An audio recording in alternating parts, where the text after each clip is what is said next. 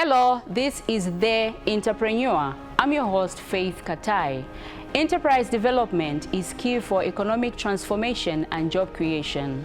It is from such an understanding that the government of the Republic of Zambia has made consistent efforts to encourage citizens to venture into small and medium-sized enterprises in order to diversify and attract investment into the various sectors of the economy. And so The Entrepreneur is a program designed to highlight individual entrepreneurs and how they have thrived in their businesses. On today's edition of The Entrepreneur, we are heading to Garden House, where we will be talking to Michael Kaniki, an entrepreneur who has made strides in his manufacturing business of various leather products. Come with me.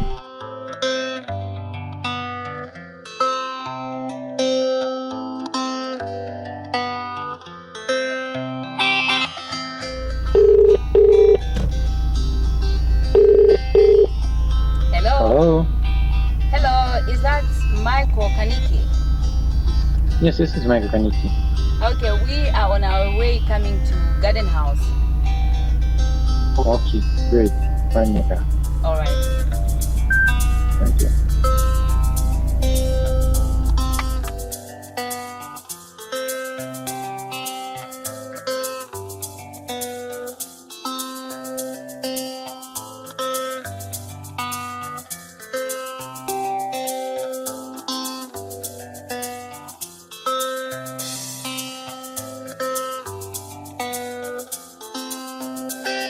We are finally here in Garden House area to interview Michael Kaniki. Michael, welcome to the program. Thank you very much, Madam Faith. To start with, explain to us briefly, who is Michael? Well, my name is Michael Kaniki. I'm a father, I've got a son, and an entrepreneur. By profession, I'm an electrical engineer. I did my electrical engineering in Russia, Tambov University. After coming back from school, came back here, worked for a number of companies, worked for Topstar as a network operations center at the ZNBC. After that, I went to EML, that's electrical maintenance of Lusaka, worked as an electrical engineer. Then later on, after my, my contract finished, I had nothing to do. I started selling clothes and shoes. So from there, that's where my idea of making shoes and these other things popped up. I discovered that every time I ordered for something, for clothes, they never used to come as I expected them. So I thought to myself, why not create something that I myself will be confident in and know that this is genuine product I'm giving to the people. Yes, so that's about me, and I'm here in Garden House in this location because I feel like I need to be with my people. Yes. So when did you start this business? So this business has been running for less than a year, 2 years, sorry, less than 2 years, and we are currently with one friend of mine who's working as an employee. Yes. So what really inspired you to start this business? My inspiration comes from a lot of places. As I mentioned earlier, each and every time I ordered something online or from other countries, let's say I order something from China, they used to come not as I expected them to be. They would say I'm getting a genuine leather product, but in actual sense, it won't be genuine leather. When it comes here, it will be a different product, and I wasn't happy with that. After seeing that, I discovered, no, I can make this thing myself. I started making shoes for casual people, casual wear, but then I discovered that school shoes are needed more for people around. After discovering that, I started making my own school shoes. After school shoes, I discovered that there are industries around me, and I need to break that market too, into that market. I started making safety boots too. So that's how the ideas keep on coming as I'm working. So for 2 years you've been in this business. Has it changed or improved your livelihood? Definitely. I don't think I would have kept my family well if I wasn't doing this business. I wouldn't have had a plot or maybe a building which we are in progress. I wouldn't have had the courage to even tell someone that I'm doing something, because it's helped me emotionally. You get confident when you approach someone when you're doing something, and like doing nothing. It's done a lot of things for me. Yes. Are you able to mention some of those things? Well, I'm able to buy fuel for my vehicle. I have managed to supply a number of things to different people through the same business, and it's helping me bit by bit. You can see that. So how are you managing to separate your capital and profit to grow your business? Oh, nice question. The profit and the capital.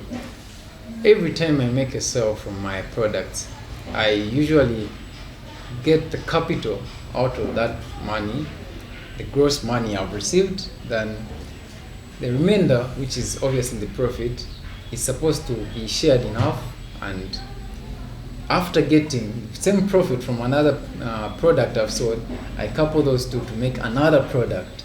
So those two pairs of shoes will create a pair of shoes, and the other half that remained is the profit that I use to survive on with my family each and every time I sell product. Wonderful. So as an entrepreneur, I'm sure you need to have some skills of customer care. Mm-hmm. So for our viewers who are watching this program, what advice or how would you help them, those who are interested to venture into small businesses like you are doing, in terms of customer care? Okay. Customer is number one. Customer is the key value of any business. The customer will come in our shop, and that person or that customer will live as a client and as a friend, as a family member. Each and every time they come in here, you're supposed to understand that that person is supposed to live with a smile. That person is supposed to be proud of what they want or what they came for here. If a customer comes in our workshop and says, I need this certain type of shoe, obviously I have to be frank with them and tell them, this shoe of yours will be ready on this and this certain date, and I have to make sure that this shoe is supposed to be ready then.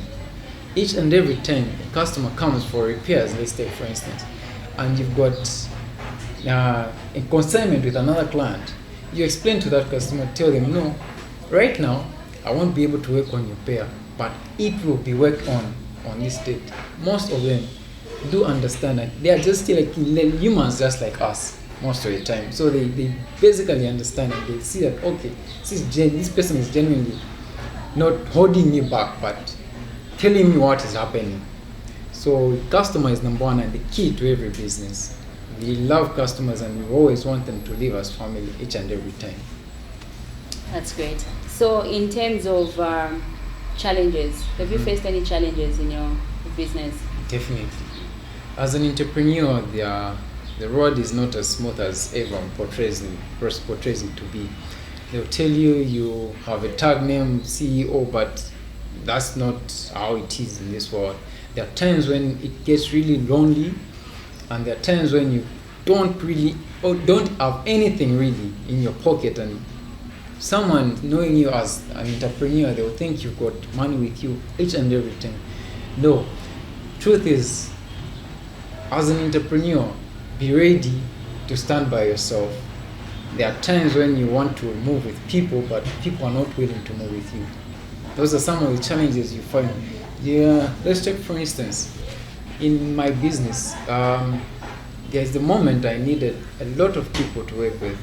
The orders were coming through, and I had no one to support me, to hold me back, because my business is more of supply and demand. If people demand, I need to fulfill that demand. And you find that you take someone from the streets, teach them how to do that skill, after teaching them that skill, they later on leave. And you will ask yourself, why did that person leave? Then you start questioning. Sometimes you do not have the answer because the person just left from the blues. And it's these same things that have really made me realize that as an entrepreneur, you need to be flexible, talk to people, understand this area and this another area. There are a lot of areas that an entrepreneur needs to know. There's accounting, management, human resource. So there are a lot of problems that you face, and it's that understanding. That's why there's this school for different types of people. So you get to learn bits and bits of things that you never learned, you never knew out of these same problems. There are a lot of problems that an entrepreneur needs to face. Number one is sleepless nights. Sometimes you get to make shoes for a client who comes today and says, I'll need these shoes tomorrow. And you're looking at the money, you need that money. If you say, okay, fine, please, can I work on this for a day or two? And it means you have to burn all the nights, burn your candle oil, and just work tirelessly over that thing because you're alone, or maybe there are 2 of you. So there are a lot of hurdles. The other problem we face as entrepreneurs is finances. Financial problems are a big one because most of the capital is from that sector, the financial sector. If you do not have someone to lean on or to say, please help me with this, a lot of banks will ask you to provide a lot of paperwork, background checks, but as an SME, it's very hard. And you have to understand that in this business I'm going into, even the little coins you have will be your support, will be your bedrock. There are times when customers single-handed will come and say, no, I need 1 pair of shoes, and only maybe that coin that was in your pocket is what will work as capital. So it's the little things that you have that really work in that sector. Yes. So basically you can go on and on in many problems that we are facing. The other problem is beyond our control. Let's take for instance the power outages here. If I've got a power outage here, it means my production stops. And I've made a promise. Remember, when you make a promise to a client, you tell them I'll make this shoe and finish it at this period of time. Then that day you do not have power. You need to find a way of explaining that to a customer and a client. So there are a number of problems that we face that are beyond our control, and some are controllable, and you just face on, get hard on. The other problem is finding a better partner for yourself who understand that even if you go home without money, you are trying by all means to look for money. So it's a matter of finding a person who understands what you're into. I'm very lucky. My wife is very understanding. You find that there are times when the business that month isn't so well, and you go home and explain or tell them, no, there isn't anything that is working. I'm trying to push here and there.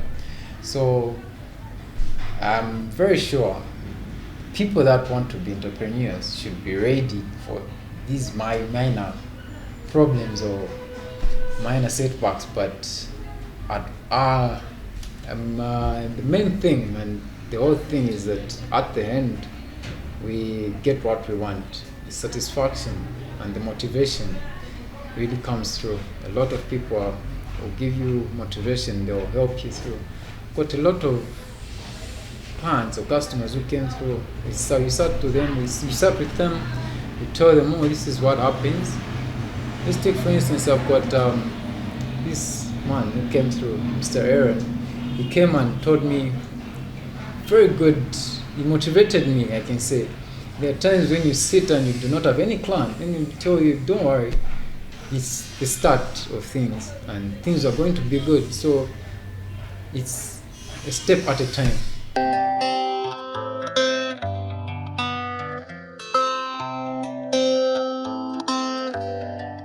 This is Michael Kaniki, CEO of Z Elegance.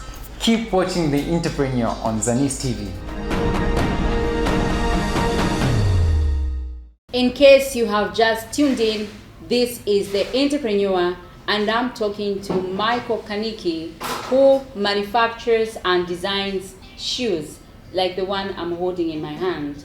Michael, so this shoe, how's the process of manufacturing this shoe? Well, the process starts with us getting the material, that's leather itself. All our products are made out of genuine leather. So I'll take a basic shoe, and the basic shoe has got basic parts. That's a vamp, quarters, and the back. So what you have to do is design first what you want, and for us, in this case, we've got a safety boot. This is what turns into a safety boot. So this is the vamp part, this is the quarter, and this is the back. So I'll design these things together. After that, I'll have to attach and glue it together with the Bostik. I'm not so sure if you do know Bostik glue, yes. And then after that, I will have to put it on a mold, what we call a last. After we last this upper, we have to attach the sole now. After attaching the sole, that's when you now have that full type of shoe, exactly, which is this type. Okay. Yes. This is nice. So in this business, Yes. have you empowered any people? I've empowered some who have left, and right now I'm currently with my friend. I call him a friend because he's the only person I'm with most of the days, Mr. Paul. He just wrote his exams, and he's the person that is helping me do the work of cutting, sewing, and designing. Yes. So we've empowered a number of youths that are with us. Some are in the marketing sector. They're doing the marketing for us. Like right now, we've got a consignment that is from one of the marketing guys to help with the cholera problem. So these safety boots we are designing are for the cholera people who are helping to fight the cholera battle we're having right now. Michael, where do you see yourself, the business, 5 years from now? In 5 years from now, let me start with this year. This year I wish, and my greatest wish is for me to have an outlet in the CBD of Lusaka. Then in 5 years, I wish to have outlets in the provincial capitals of Zambia. And not only in Zambia, but we want our products to be on an international level. We want to be sending our products to other countries to see these shoes with our Zambian-made logo on it on the international market. We hope and trust that will be us 5 years from now. Yes. We have youths in our country who are watching this program right now. What kind of advice would you give to them, those that believe that success only comes with a white-collar job? There are some who are still waiting after graduating from university, college. They are waiting for a white-collar job. What advice do you have to them? The first advice, and I share this with all my teammates and the youths at large, we always have to use what we have to get what we want. And it's not always that we are going to be given something to start with. Use what you have to get what you want. It might be your talent, it might be something, a skill that you've learned from someone. Use that to get what you need. Don't sit dormantly and wait. Don't be too comfortable waiting for someone to give you handouts. We are youths, and we are the driving force of this nation. No one is going to drive this nation for us. You are the number ones. We are coming to the end of the program. What are your closing remarks? My closing remarks is, this nation is ours, and my prayer is that we get to help one another. We only thrive by lifting one another. No one ever made it by making himself. I wish and trust that the people that are in the governance or governing our country will be there to help and support us who are at the grass level as SMEs, and never to forget us because this is our country. This is where I can see us moving from one point to another. Well, we have come to the end of the program, and that's all we prepared for you on this edition of The Entrepreneur, where we featured Michael Kaniki, an entrepreneur who is a manufacturer of different leather products. Michael, thank you for making an appearance on The Entrepreneur. No, it's been a pleasure. Thank you very much. We have come to the end of The Entrepreneur. On this edition, we featured Michael Kaniki, an entrepreneur who manufactures different leather products. This has been Faith Katai. Goodbye.